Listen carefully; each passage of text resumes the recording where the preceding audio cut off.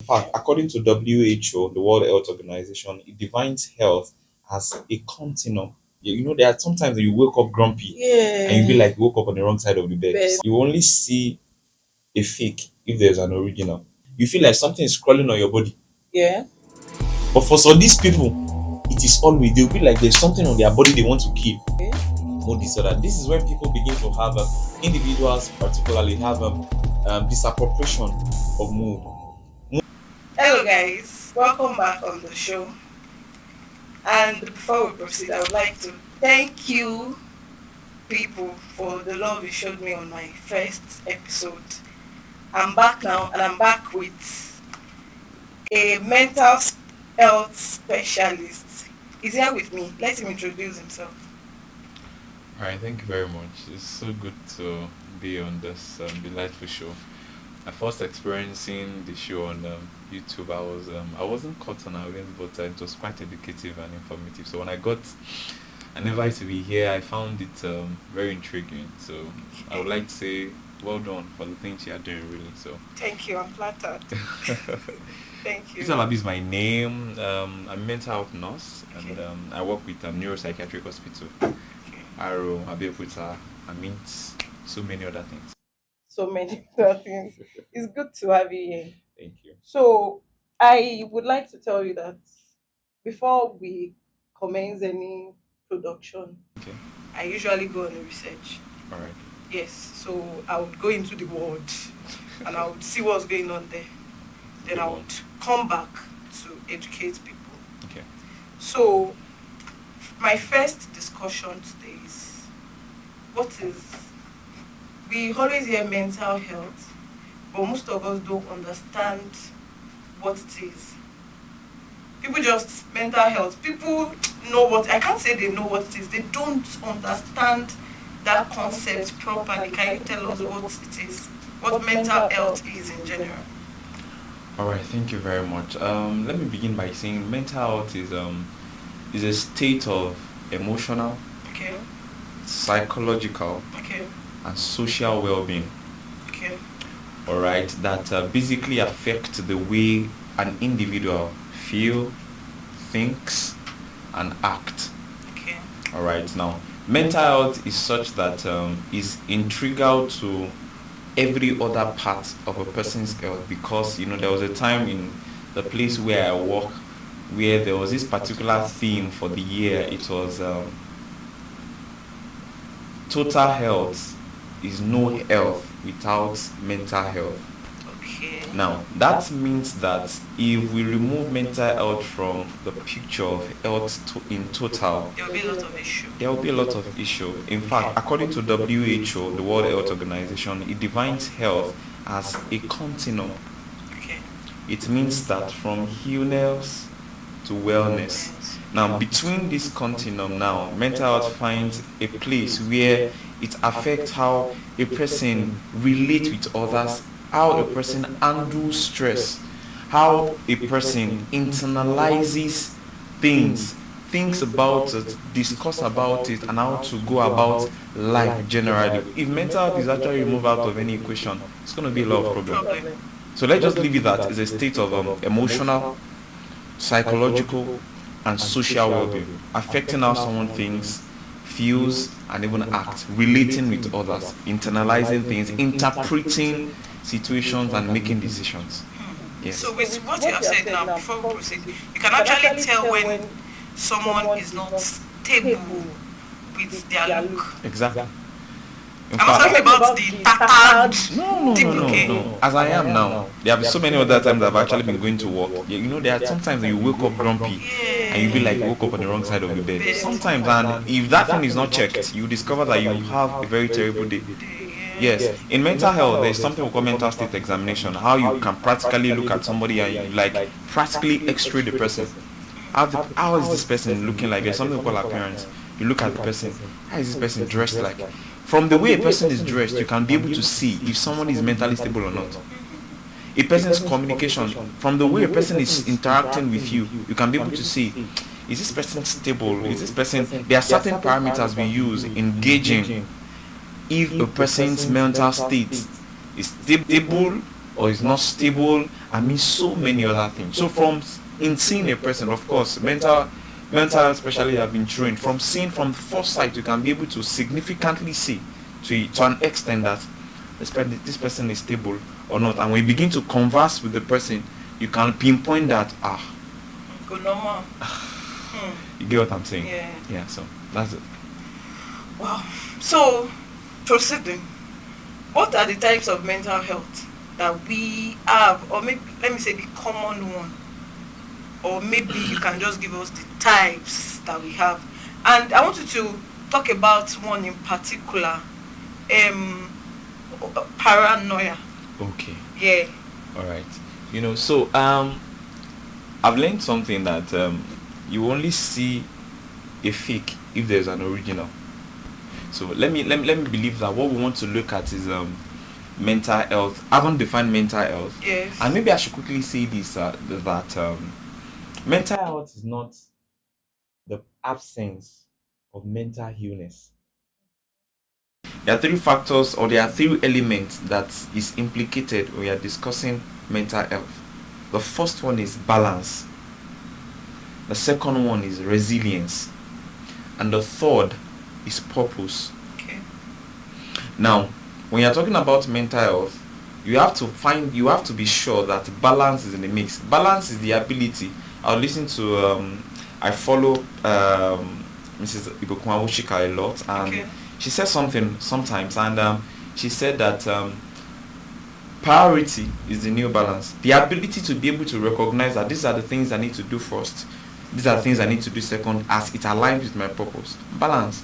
Resilience, that when you drop down, that you're able to pick up yourself again and keep making progress. Purpose, to align yourself with that which you have been crafted, that which you believe that you have been apportioned to doing. Okay.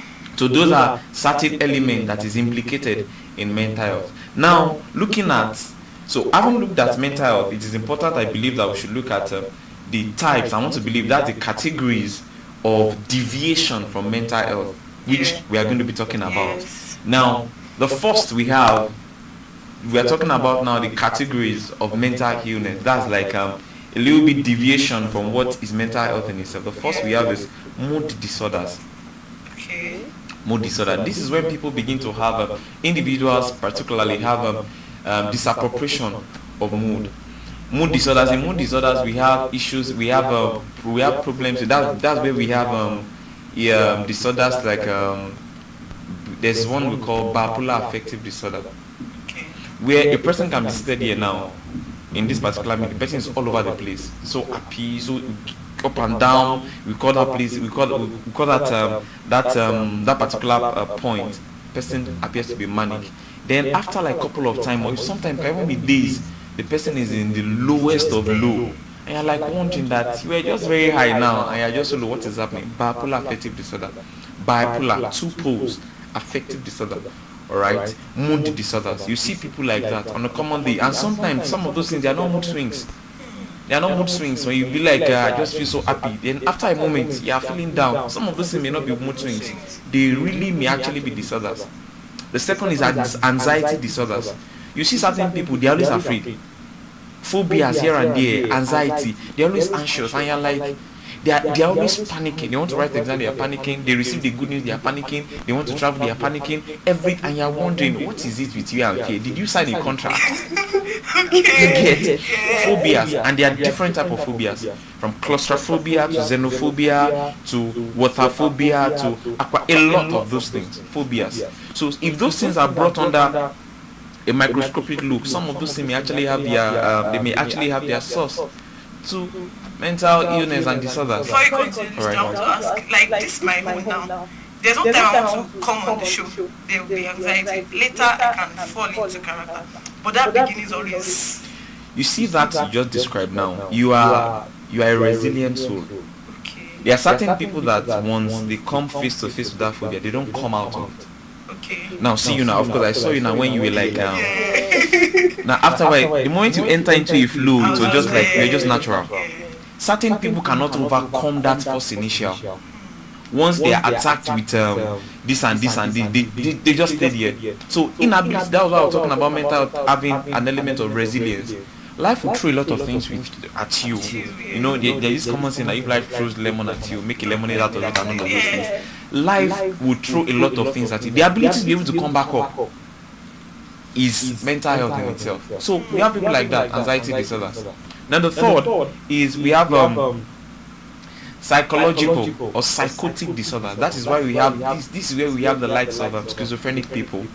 Now there are different types of schizophrenia. Basically, schizophrenia is a major mental illness that is characterized by loss with contact with reality amidst a whole lot of other things. Schizophrenia, you will see quite a number of things. There are different types. We have the catatonic schizophrenia, we have the residual schizophrenia, we have epiphrenic schizophrenia, we have persecutory schizophrenia. We don't get there. Where the epiphrenic is the type that we see people on the streets. They are looking tattered, they are keeping rough stuff to themselves, they are ordering rubbish, and a whole lot of other things. And a whole lot of, sincerely, a lot of other things. So we have psychotic disorders, we have personality disorders. These people just have an issue with person. I'm sure you must have heard things like narcissistic personality before. They just appear to be unkind, they just appear to be cruel, and you're like, in fact, according to research, found out that one of the things, it was a personality that was let me be careful to use the word abundant in the likes of Adolf Hitler. How you can just mastermind having a genocide that the world cannot recover from till today. What's the name of this? Hiroshima. And is it Nagasaki or something? Hiroshima have not recovered from that bomb that was actually dropped. It's in 1914 and between 1912 and 1940 till date. So having that kind of personality, how you can just see, you don't see human beings as another person with human being. You see human beings as tools, as puppets to sing your ends. You get Just pick them, use them. people like that. They need to actually be brought for assessment, so that will not raise a bunch of narcissistic people. Will not raise a bunch of people that will feel that okay, it's just his own truth. Let him just, and we just begin to put And a lot problems. of them, they are everywhere. You can They are imagine. everywhere. Imagine actually getting married to such kind of man, and you're like, why is my man just like this? And if such person is not brought for assessment, it can really be an issue. Another one is eating disorder. There are so many people that actually have eating disorders. So many. The like of anorexia, nervosa, and bulimia. Anorexia, such person. I had a friend like that when I was in school. You know, she doesn't eat. After noodles, she's just okay. And you see them, they are lean and all of those things. They are afraid. They don't believe, like they don't find it easy wanting to just eat. And some people will just think like cooking journey, not knowing that there's a problem somewhere. And we have bulimia and nervosa. You see this bulimia, you see these people, they can eat anything. They can eat the world. They can eat anything. They can eat. And apart from that, there's one called picker. You see people that are picker, they can eat plastic. Human beings eat plastic, eat very unusual things. And you'll be like, if we have to carefully, some of us need to be brought for assessment. It's eating disorder. There's neurodevelopmental disorder for some of those people. From while they are coming up, they may actually have issues with developments. For some of you, I'm sure you have seen some of them. When you see them, I'm just being careful. They don't look human. Sometimes they look like I'm careful to use the word. They look like ape or something like that. You see those kind of things, neurodevelopmental disorders, and it affects their cognition. It affects their ability to be able to learn life. You hear things like the likes of autism and all of those things. So those, I miss a lot of those are some out of the so many disorders that are present. When mental health is out of the place, you begin to see these categories finding expression and a whole lot of other things. Now I heard you talk about paranoia and hallucination. Now those things are characteristic symptoms of big issues. Now hallucination is abundant, or let me see use the word, is one of the things, is one of those things you will see in a person, an individual. Let's say that has been diagnosed for schizophrenia. I attempted defining schizophrenia earlier. All right, now hallucination is a false perception, a false perception that, just like I said, false perception, it appears to be real, but in actual sense, it is not. There are five types of hallucination. Okay. The first is visual hallucination. I once managed a patient where he was sleeping, and over the night, he just woke up and was just shouting. He jumped at one of his nurses and was like, "Ugh." And we were like, calm down, what is happening? And it was like he had a dream that he saw zombies and everywhere. So when he woke up, everywhere looked like there were zombies and they were carrying gun. So he woke up and was running away, practically running away. He was running as though he was running like he was running for his life. And in actual sense, it was just that it was light out. Everywhere was dark. Nobody was pursuing him. Visual hallucinations. Seeing things that are not there. The second is auditory hallucination. Hearing things that are not there. You see some people, you'll be like, they can just be here and they'll just be like, what? They'll be like they are talking with somebody. They are not. No. Apart from them, no other person is seeing that thing they are seeing, and they are practically. They can practically tell you that they spoke with somebody that that is not in actual sense there. Auditory hallucination. There's a third. Olfactory hallucination. Olfactory. They will smell things. Imagine this ambience that we have now. We can have somebody and be like, I'm smelling jollof rice, and you're like, wow. How are you smelling jollof rice over a period of time? And you're like, and it happens like that over and again. I once managed a client that whenever water touches, it doesn't use the shower. Whenever water touches his air over shower, he will begin to smell rotten eggs. Weird stuff here, but these things are practically real. The fourth is gustatory hallucination. In gustatory hallucination, this person will be tasting things. We have a sense because layered on the tongue are contact are things that are receptors that take taste, that send steam to the brain so that we can be able to interpret that, okay, I'm tasting like this. I should be able to give somebody taste this salt now. The person is not there, I'm tasting sugar. You understand? No, for someone that actually have gustatory, this such person is tasting weird stuff. You give the person sugar and the person thinks that koro. And you're like, where are we? What is the problem? And the last is tactile. You see certain people, sometimes that must have happened to some of us here. You feel like something is crawling on your body. But for these people, it is always, they'll be like there's something on their body they want to kill. Some of them even be like, I feel that mantis, and you are looking at the hand, the person, you're like, there is nothing here. Tactile. So false perception, presence in, especially having them with these disorders, which is very implicated in schizophrenia. Paranoia in the same, it is actually having mistrust, belief of others, having intentions of harm to you. You are here now, like for example, you are here, you are in a place and you are looking at, maybe somebody is looking at you and like, and that person will begin to immediately begin to develop this kind of defense that it should never be there in the first place. Paranoia is abundant there. Misguided belief, misguided trust, misguided of others having harmful, malicious intentions towards you. There are some of them that have been brought to our space, where I work, and you'll be like, you of course you were acting weird, so they brought you to, and you'll be like, no, man, you don't like movie. Some of them, they'll be like, because they actually have certain businesses they are doing, and they be sponsoring probably one or two things, and be like, probably they ask them for funds to get something, so the person didn't give the fund. They will not be like, it's because I didn't do this, that is why they want to do this. And paranoia, very evident. And that is why I will advise, whenever one of the things I believe that actually keeps a person mentally stable is the ability to be able to recognize self-awareness and the ability to be able to talk to yourself. I started an example earlier. I woke up, I was feeling grumpy. I'm not sure, maybe what I ate was, I don't know, but I just woke up feeling on the wrong side of the bed. So before I got to my workplace, I was like, what exactly is wrong with you? Why are you angry?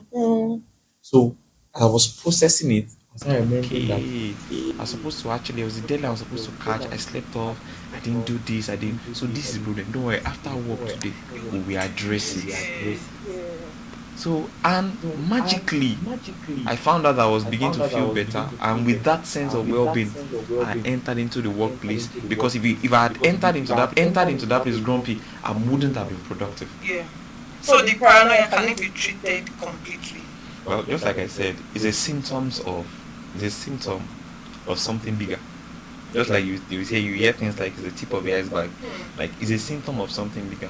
However, through psychotherapy is one of the therapies that we administer to people that actually may having those things, reassurance, making them to understand, and for some certain cases, you administer medication. So number one is psychotherapy, reassurance on a larger scale, reassurance in the sense that bringing them face to face with what is real, and medication. But don't let's forget, it is a symptom to something.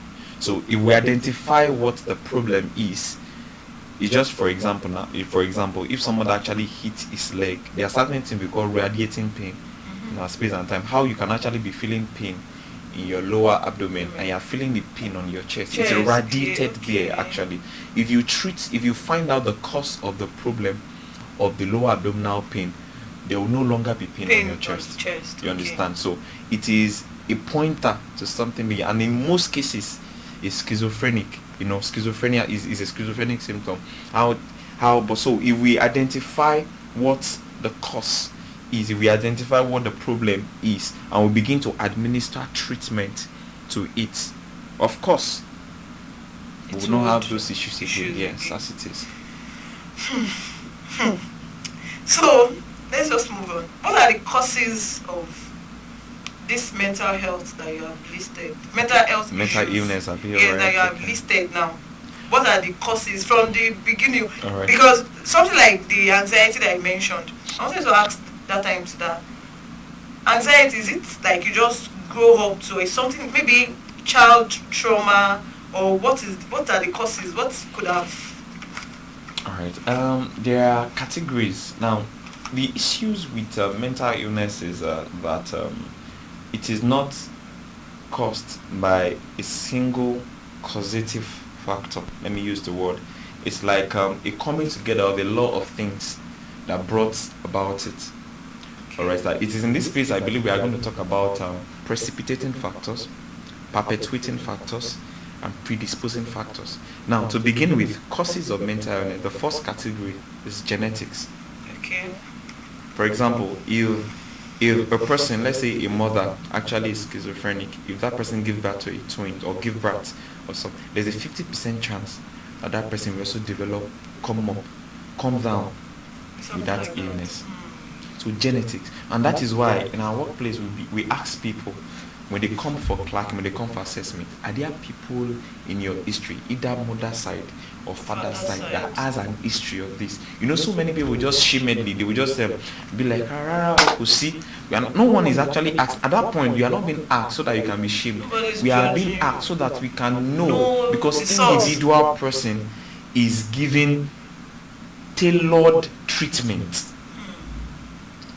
If what caused your illness is genetic, the way I'm going to attend to you will be different from somebody that is not genetic in itself. It was like, just like you said, when backstage we're talking about alpha, it's going to be different. So number one is genetic. It can be hereditary, and however that it is hereditary does not mean it is destiny, and that is why I'm going to be talking about the matter of predisposing factor. Okay. Like, let's say there's actually an individual that the mother actually has a mental illness. If this person keeps off predisposing factors are factors just like the hereditary, okay, O1B. But if I don't do these things, if I keep away from these things, I won't come down with it. Yeah. Then the second thing, the second factor is psychodevelopmental. I mean psychodevelopmental, like how someone from a particular stage of life, if certain things are not properly attended to, coming in life, as life goes on, just like we say, life happens. If those developmental stages were not appropriately fulfilled, such person can come down with that issue. The likes of Oedipus complex, Electra complex, and all of those things. How you see some people that they just naturally back on they just like male, and you're like, and you're wondering why is it like this. It is because at a particular stage of life where they were supposed to be weaned off. I'm just giving an example of let's say they are on unadulterated love for their father. They were not wind off, they just felt it was just continuing. And a time came, because they've had this affection over time, and because the brain actually is like there's a lot of writings in the brain, like code writing. As one is growing up, there's a lot of wiring, and if we are to open the brain now, you see that it is an electrical mess.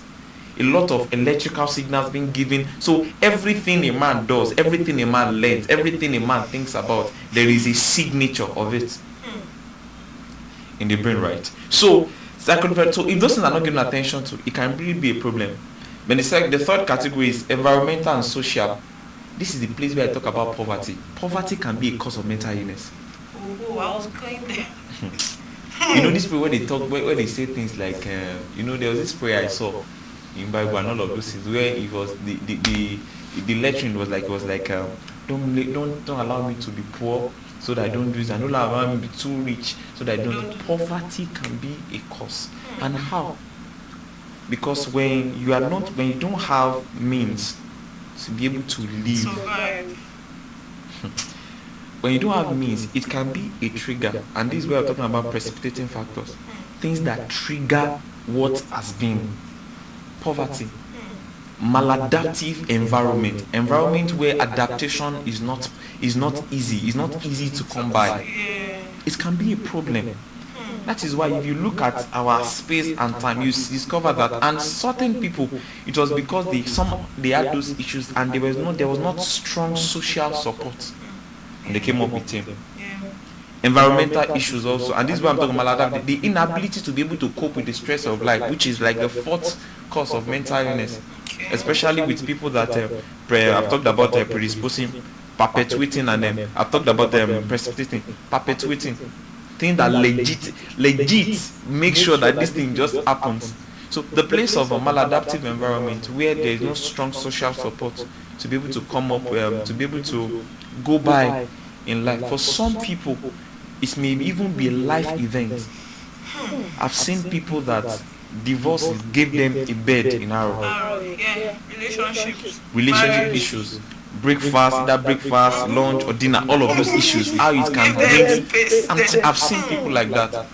There was a particular story of one that I even heard that she has been cutting. She stays abroad. She's a medical doctor in abroad, in the United Kingdom. So she stays there, and she has actually had she and this particular guy have been together for about 5 years and all of those things. And she comes about 3 years, and she and the guy, she comes from UK to Nigeria at least 5 times in a year, just to, yes, is it 3 times or 5 times, just to check up and all of those things and all of this.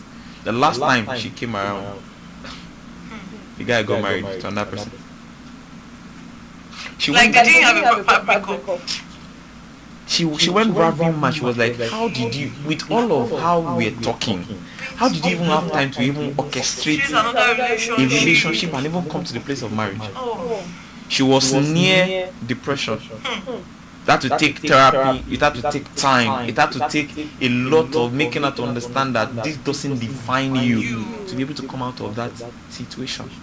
So how some of this inability to cope with situation, life-threatening situation, can actually bring people to having these issues, such as homelessness.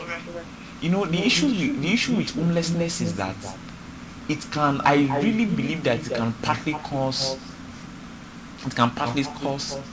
mental illness because of the insecurity that is involved, the instability of sometimes your emotions, amidst a whole lot of other matters. Imagine that you woke up, you're not sure where you're actually going to lay your head down, and it also exposes to harm.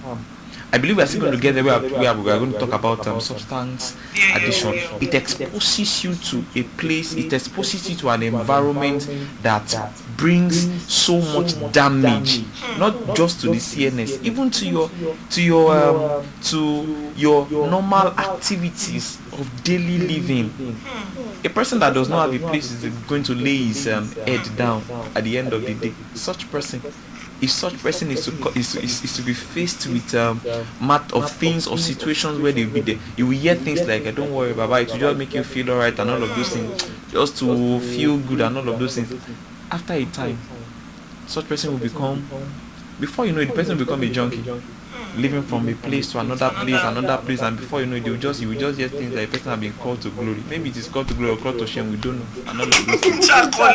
Just being called up either, and all of those things, and that is just the end of the thing. So homelessness, I really believe, can actually indirectly influence mental illness, given this fact that we've talked about. So, have you? Those are the causes of. Yes, we can go on and on, but those things which are prevalent in our time, and genetics is actually very, which is a thing. I was going to. Sorry, I was going to ask that. Is it hereditary? Okay, let me ask this question. Mental health disorder. Do you be forgetting that you're a Christian? Please don't let's bring that in there. Do you strongly believe that it can be a spiritual attack? Can I be honest? Yeah. Let us bring back the place of the Christian thing. Can I be honest? Okay. Recently, science introduced spirituality. Okay. Like recognition of you cannot define a person outside of his faith. We've had certain people like that come to our spaces, and diagnostically, mental health wise, according to, you've checked everything just checks, and you're like, what is wrong with this person? What is wrong with this person? Or situations where they will come to the ward, they will come to the hospital, they will be fine, everything will just work fine. They will go back, they are still using the medication, they are still using what's giving back to them, but they still fall prey. Now that you will not be able to actually pinpoint that this is what the problem is. But in our day and time, to be very, very honest, faith is an important part of a person's wholeness. You cannot take it out of a person's being, out of a person's identity. So I'm practically saying that the place of let's use the word spiritual attack. There are some people. It is once there are some of those people. If you, of course, I believe it's a misdeed of our day and time. There are some of those people, because it is not in every occasion. Once they are brought to a place where their belief is strengthened, is amplified over a period of time, especially with guided counseling, you will discover that they will just be fine. You will discover that they will just be fine. You know, some of these things that we see in TV that will be like they will come up and all of those things. They are true. I believe in spiritual. There was a day I was having a discussion with the team that worked together in the hospital, and they were like, in recent time they will discover some of the patients have actually been having nightmares. They've been having nightmares. Some very unusual, strange things have just been happening, and all of those things. And after we discussed practically what we need to take, the necessary step we need to take, I was like, I think, you know what? I think let us begin to encourage their faith. Let them start doing morning devotion. Of course, initially it was not given. Of course, it's a practice that is being done that is occurring that place. Let them start doing morning devotion. And amazingly, of course, nightmare stopped. I mean the legit nightmare, not the one that you actually say that zombies pushing and all of this. The legit nightmare stopped. They started seeing a reason again. Don't forget, when we define mental health, we talked about resilience, balance, and purpose. So many people find their identity in line with their faith. So if you remove it out of it, for some people, there is nothing that is remaining.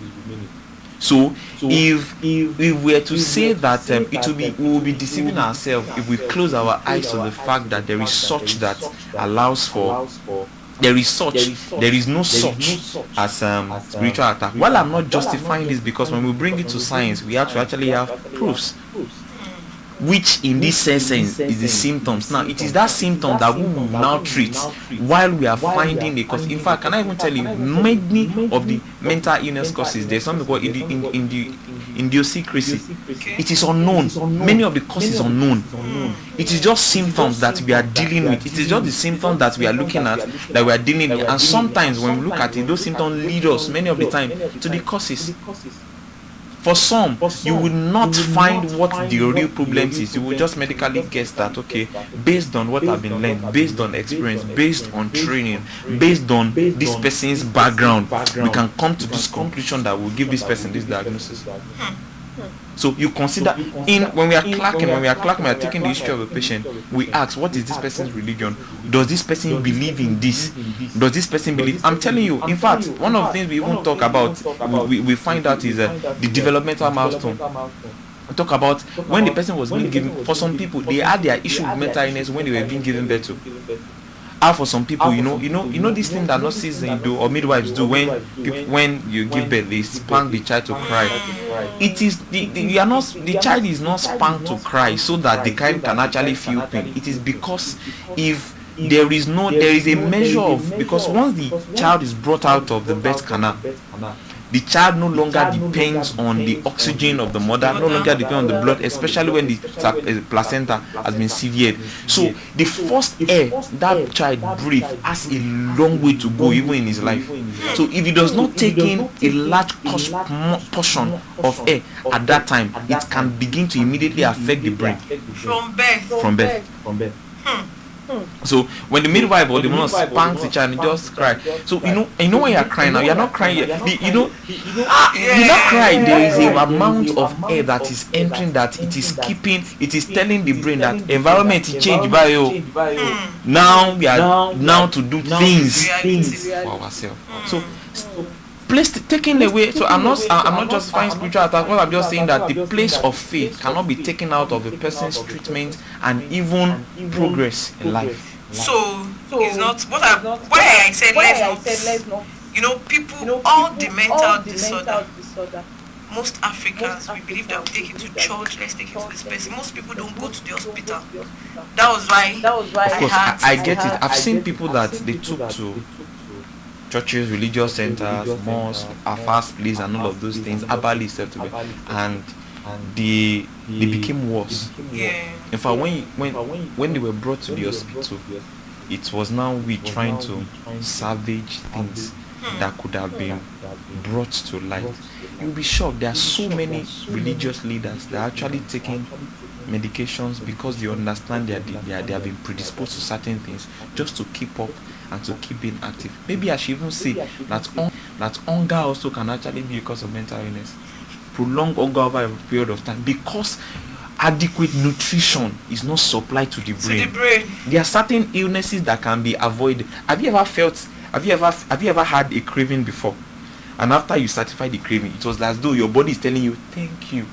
Yeah. Have you ever had that kind of thought before? Or maybe you finish eating something that you desire to eat, and to be as every part of your body is coming alive, and you're like, for me, sometimes when I actually want to have a major mental breakthrough, like mind breakthrough, I go and take a bath, I go and get something to eat. Sometimes, in fact, I've had some of my most mind-blowing experiences.